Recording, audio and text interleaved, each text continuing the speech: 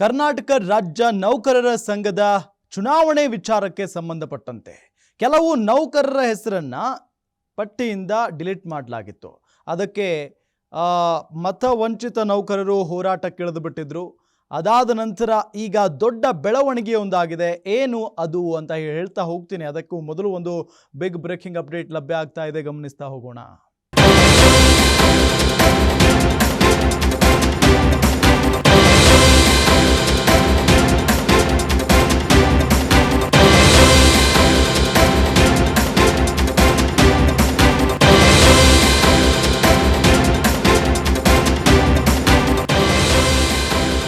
ಅಂತೂ ಇಂತೂ ನೌಕರರ ಸಂಘಕ್ಕೆ ಆಡಳಿತಾಧಿಕಾರಿ ನೇಮಕ ಆಗಿದೆ. ಈಗ ಕರ್ನಾಟಕ ಸರ್ಕಾರಿ ನೌಕರರ ಸಂಘಕ್ಕೆ ಆಡಳಿತಾಧಿಕಾರಿಯನ್ನ ನೇಮಕ ಮಾಡಲಾಗಿದೆ.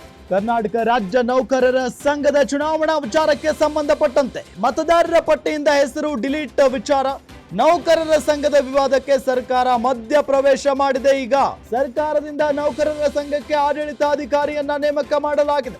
ಆಡಳಿತಾಧಿಕಾರಿ ನೇಮಿಸಿ ಸಿಎಂ ಸಿದ್ದರಾಮಯ್ಯ ಆದೇಶವನ್ನ ಹೊರಡಿಸಿದ್ದಾರೆ. ಸರ್ಕಾರಿ ನೌಕರರ ಮನವಿಗೆ ಸ್ಪಂದಿಸಿ ಸಿಎಂ ಸಿದ್ದರಾಮಯ್ಯ ಈ ರೀತಿಯಾದಂತಹ ತೀರ್ಮಾನಕ್ಕೆ ಬಂದಿರೋದು.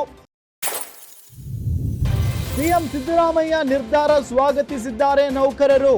ಸಿದ್ದರಾಮಯ್ಯ ಡಿಕೆಶಿಗೆ ಧನ್ಯವಾದವನ್ನ ತಿಳಿಸಿದ್ದಾರೆ. ಮತದಾರರ ಪಟ್ಟಿಯಿಂದ ಹೆಸರು ಡಿಲೀಟ್ ಮಾಡಲಾಗಿತ್ತು. ಡಿಆರ್ ವಿರುದ್ಧ ನ್ಯಾಯಾಲಯದ ಮೆಟ್ಟಿಲೇರಿದ್ರು ನೌಕರರು. ವಿಚಾರಣೆ ನಡೆಸಿದ್ದ ಹೈಕೋರ್ಟ್ನಿಂದ ತಡೆಯಾಜ್ಞೆ ನೀಡಲಾಗಿತ್ತು.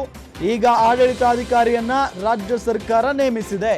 ನೋಡಿ, ಅಲ್ಲಿ ಚುನಾವಣೆ ನಡೀತಾ ಇತ್ತು. ಆ ಸಂದರ್ಭದಲ್ಲಿ ಕೆಲವೊಂದಿಷ್ಟು ಜನ ನೌಕರರ ಹೆಸರನ್ನ ಮತದಾರರ ಪಟ್ಟಿಯಿಂದ ಕೈ ಬಿಡಲಾಗಿತ್ತು, ಡಿಲೀಟ್ ಮಾಡಲಾಗಿತ್ತು.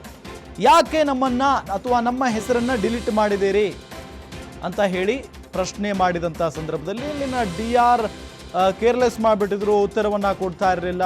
ಹಾಗಾಗಿ ಕೋರ್ಟ್ ಮೆಟ್ಲೇರಿದ್ರು ಈ ಮತವಂಚಿತ ನೌಕರರು. ತಡೆಯಾಜ್ಞೆಯು ಕೂಡ ತಂದಿದ್ರು. ಅದಾದ ನಂತರ ಒಂದು ದೊಡ್ಡ ಬೆಳವಣಿಗೆ ಇದು ನಾವು ಗಮನಿಸ್ತಾ ಇದ್ದೀವಿ. ಮಧ್ಯ ಪ್ರವೇಶ ಮಾಡಿರುವುದು ರಾಜ್ಯ ಸರ್ಕಾರ. ಸಿಎಂ ಸಿದ್ದರಾಮಯ್ಯನವರು ಮಹತ್ವದ ಒಂದು ನಿರ್ಧಾರವನ್ನು ತೆಗೆದುಕೊಂಡಿದ್ದಾರೆ. ಆಡಳಿತಾಧಿಕಾರಿಯನ್ನ ನೇಮಕ ಮಾಡಲಾಗಿದೆ. ಈಗ ಇದರಿಂದ ಸಹಜವಾಗಿ ಇಲ್ಲಿ ಮತವಂಚಿತ ನೌಕರರೇನು ಹೋರಾಟವನ್ನ ಮಾಡಿದ್ರಲ್ಲ ಅವರಿಗೆ ಜಯ ಸಿಕ್ಕಿದೆ. ಜೊತೆಗೆ ನೌಕರರು ಸರ್ಕಾರದ ನಿರ್ಧಾರದಿಂದ ಖುಷಿಯಾಗಿ ಡಿ ಕೆ ಶಿವಕುಮಾರ್ ಅವರಿಗೆ, ಮುಖ್ಯಮಂತ್ರಿ ಸಿದ್ದರಾಮಯ್ಯನವರಿಗೆ ಧನ್ಯವಾದವನ್ನ ಕೂಡ ತಿಳಿಸಿದ್ದಾರೆ.